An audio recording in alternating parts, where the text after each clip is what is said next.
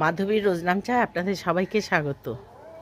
আজকে আমি ছাদে এসেছি অনেকদিন পর, এবং অনেকদিন পর বলতে তাও প্রায় বৃষ্টিটা যখন হচ্ছিল সেই সময় আমি ছাদে এসে এইখানে একটা অপরাজিতা গাছ লাগিয়েছি। আমি আপনাদের সাথে দেখাচ্ছি। আর অপরাজিতা গাছটা দিয়েছে আমাকে বীজ দিয়েছিল আমাকে মধুমিতাকে আপনারা সবাই চেনেন। সেই মধুমিতা আমাকে নীল অপরাজিতা একটা বীজ দিয়েছিল, 6-7টা বীজ দিয়েছে। তা সেদিন ওকে বললাম যে জানো তো, বৃষ্টিতে আমি বীজগুলো লাগিয়েছি, আমার মনে হয় গাছ বেরিয়ে বা মরে গেছে, তা আমাকে আর কটা বীজ দিও। ও আমাকে একটা আর কি এরকম সাইজের একটা বীজ দিয়েছিল। বলছে আচ্ছা আমার কাছে আছে, আমি দেবো আপনাকে। নীল অপরাজিতা এবং চাপ ওদের গাছে অনেক ফোটে। আমি আজকে এসে দেখছি 5খানা আমার গাছ হয়েছে। আমার খুব আনন্দ লাগছে এই 5টা গাছ হওয়াতে। আর আমি এখন উপরে ঘরে এসেছি, আপনাদের সাথে একটু কথাও বলে নিই। আর এখানে এই ঘরটায় আমার বর্ষাকালটা আমার খুব কাজে লাগে বলতে জামা কাপড় মেলা, তারপরে এই ঘরটাতে সমস্ত লেপ তোষক আমরা এই ঘরটাতে রেখে দিই। গরমকালে থাকে, শীতকালেও থাকে, সবসময় শীতে রোদে দিয়ে তারপর নিচে নিয়ে যাই, যার যেটা দরকার। তা আজকে তো সকাল থেকে ঘুম থেকে উঠতে না উঠতেই এসিটা খারাপ হয়ে গেছে। কালকে রাতে এসিটা চলেনি, এসি একদম সেই মানে চলছেই না, গরম হাওয়া বেরোচ্ছে। তারপরে মিস্ত্রি রাখা হয়েছিল, কালকেই মিস্ত্রি এসেছিলো। আসার পর সে বলে গেল যে কম্প্রেসারটা নষ্ট হয়েছে, কম্প্রেসার পাল্টাতে হবে, আর একটা আমি তো আর ওই সমস্ত জানি না, কন্ডেনসার ওই আর কি যাই হোক হয়েছে, ওইটাও নষ্ট হয়ে গেছে, ওটাও পাল্টা। ওটার দাম 700 টাকা, আর কম্প্রেসারের তো প্রায় 3-3.5 যাই হোক একটা হবে। তা অনেক টাকাই খরচা হবে। তারপরে ওদের মজুরি আছে, খোলা পড়া এসব লাগানো এই সমস্ত নিয়ে বললো যে প্রায় 12,000 টাকা খরচা হবে। ছেলে বললো আর 12,000 টাকা দিয়ে আর খরচা করে লাগাতে হবে না, তার থেকে বরঞ্চ নতুন একটা লাগাই। অনেক দিন হয়ে গেছিলো আমার ওই এসিটা পুরনো হয়ে গেছিলো। দিয়ে ওই যারা লাগাতে এসেছিলো তাদেরকেই বললো যে তোমরা লাগিয়ে দেবে, বললো হ্যাঁ ঠিক আছে। তা যাই হোক, ওরা আজকে এসিটা সকালবেলাতে দিয়ে গেছে। ওরা 10টা 10:30 বলেছে আসবে, 10টা 10:30 এসে ওরা এসিটা লাগিয়ে দেবে। আর এদিকে আমি তাড়াতাড়ি করে একটু আজকে তো শুক্রবার, ওই করবো, ছানার তরকারি আর ফুলকপি আলুর তরকারি আর ডাল, আর একটু আমরা আছে, আমরা টক, আর কিছু না। এই দিয়ে আজকে আমাদের শুক্রবার দিন নিরামিষ খাওয়া হয়। শুক্রবার দিনে আমরা কোনো মাছ ফাছ খাই না, এমনকি নাতনিটাও খায় না। তা দেখতে থাকুন আমি কি আজকে করেছি। আমার ভিডিওটা আজকে একটু বড় হবে, আপনারা দেখবেন।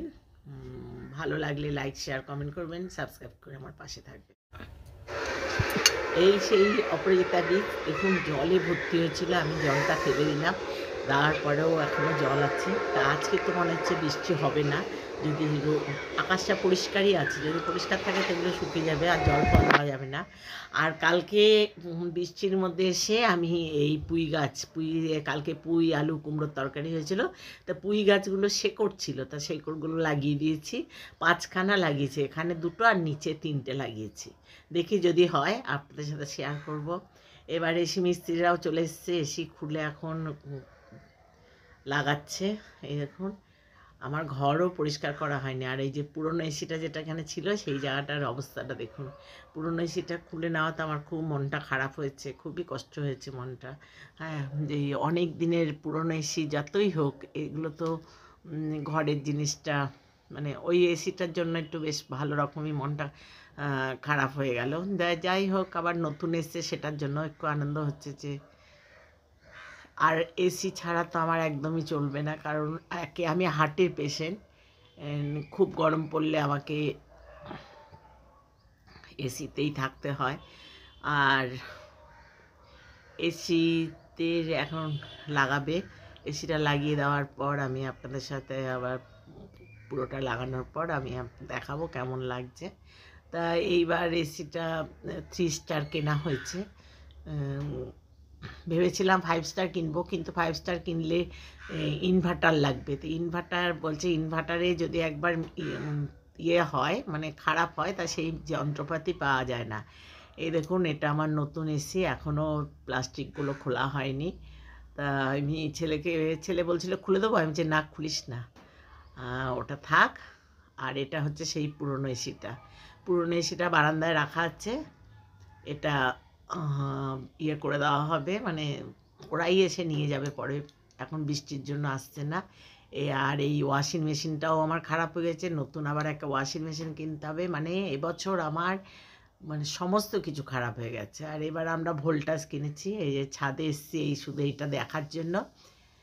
এই দেখুন, এরপর আমি রান্নার কাছে চলে গেছিলাম। আজকে ছেলেকে বলছি তুই ছানা আনবি, পনির আনবি না। পনির দিয়ে আমার একদম ভাল লাগে না। আমি এই ছানাটাকে প্রথমে এর মধ্যে একটু জিরে ভাজা আর জিরে আর একটু লঙ্কা, মানে শুকনো লঙ্কা একটার একটুখানি, কারণ বাচ্চাটাও খাবে, তো অল্প একটু শুকনো লঙ্কা ভাজা গুঁড়িয়ে এই ছানাটার সাথে খুব ভালো করে মেখেছি। ওর মধ্যে একটু অল্প ময়দাও দিয়েছি। ময়দা মানে নামমাত্র, যাতে আর কি না ভেঙে যায় সেই জন্য।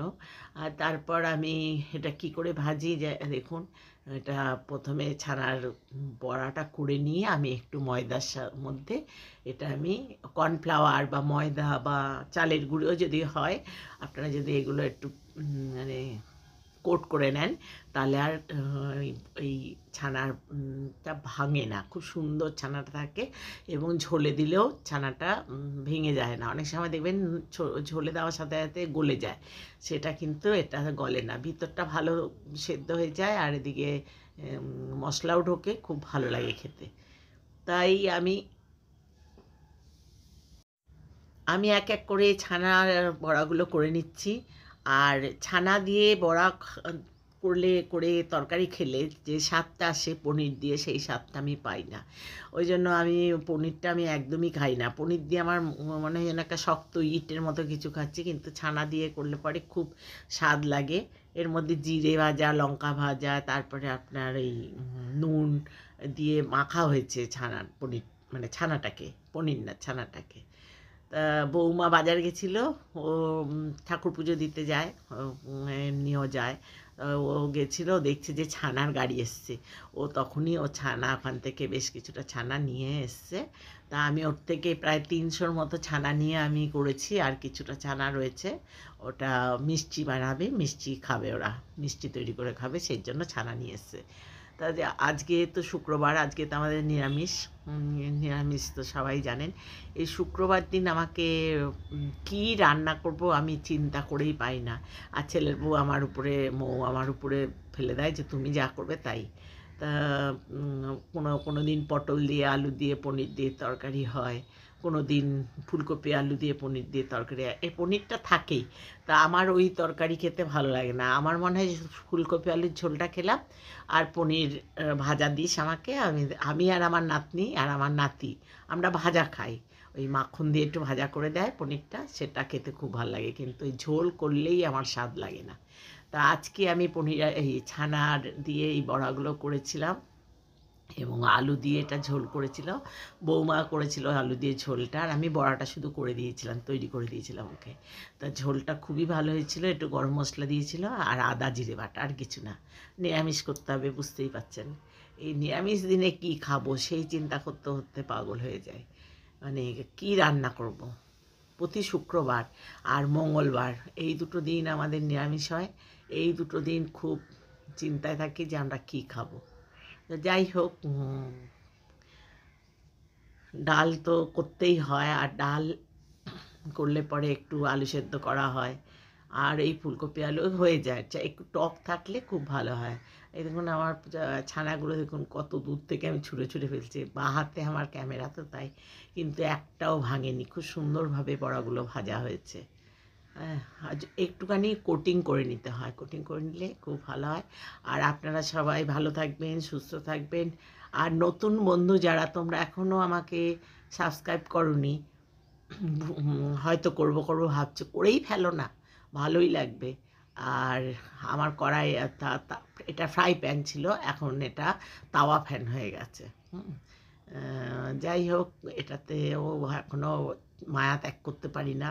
পুরনো মানুষ, পুরনো জিনিস ভালোই লাগে। তা আমার সব বড়াগুলো হয়ে গেছে। এরপর আলু দিয়ে একটা ঝোল হয়েছে, শুধু আলু জিরে বাটা আর আদা বাটা দিয়ে কাঁচা লঙ্কা দিয়ে ঝোলটা হয়েছে। আর ঘি গরম মশলা, লাস্টে ঘি গরম মশলা দেওয়া হয়েছে। তো এবার যখন হয়ে যাবে, একদম আলুগুলো ভালো রকম সেদ্ধ হয়ে যাবে, তখন এর মধ্যে এই বড়াগুলো দিয়ে গ্যাসটা নিভিয়ে দিতে হবে। তা এখন আমিই করছি, আবার ও বসিয়ে দিয়ে চলে গেছে, বলছে তুমি করো, দুজনে রান্নাঘরে থাকা যায় না। তো এই দেখুন আলুটা মোটামুটি ভালো রকম সেদ্ধ হয়ে এসছে, আর একটু সেদ্ধ হলেই এবার গরমে গরমে আরও ভালো সেদ্ধ হয়ে যাবে।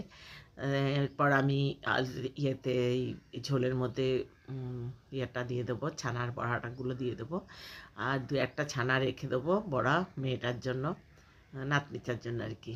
তা আমার তো রান্না হয়ে গেছে, আর পাশে ডাল হচ্ছে। এবার বড়াগুলো আমি সব দিয়ে দিলাম, দেখুন বড়াগুলো 4-5টা বড়া রেখে দিলাম নাতনিটার জন্য, আর সব দিয়ে দিচ্ছি। এইবারে বড়াগুলো কিন্তু দিয়ে আর ঝোল আমি ফোটাবো না, কারণ বড়াগুলো খুব সুন্দর করে ভাজা হয়েছে এবং শুধুই খাওয়া যাচ্ছে। এবার এই ঝোলে দেওয়া মানে এই ঝোল থেকে ঝোলটা টেনে নেবে, টেনে নিয়ে আরও কমে যাবে ঝোলটা। আর খেতেও দুর্দান্ত হয়েছিল। তার ছেলের বউ বা ছেলে, নাতি নাতনি এরা সবাই বলেছে যে এরকমভাবেই করবে, আর পনির আনবো না, ছানাই আর কিনে নিয়ে আসবো, তো তুমি শুধু একটু মেখে দেবে, আমি করে নেবো। তা যাই হোক, এরপর আমি ফুলকপি আলু তরকারিটা করব। এটা হয়ে গেলে এই যে ফুলকপি আলুটাও সেই নিরামিষ, জিরে আদা বাটা দিয়েই করতে হবে। আর ফুলকপি আমরা সবসময় নিরামিষই খাই, জিরে আদা বাটা দিয়েই খাই, নানা রকম মশলা দিই না, পাতলা ঝোল করি। আর এখনের ফুলকপির তো অনেক দাম, সে কি বলবো, একটা ছোট্ট ফুলকপি কিনেছি 50 টাকা দিয়ে, এই ফুলকপিটার দাম 50 টাকা। আর আলু মানে সব কিছু এখন যে তরকারি কিনলেই সব কিছুর দাম প্রচুর। তা যাই হোক, তোমরা ভালো থেকো, পরের ভিডিওর জন্য আবার অপেক্ষা। আমি এখন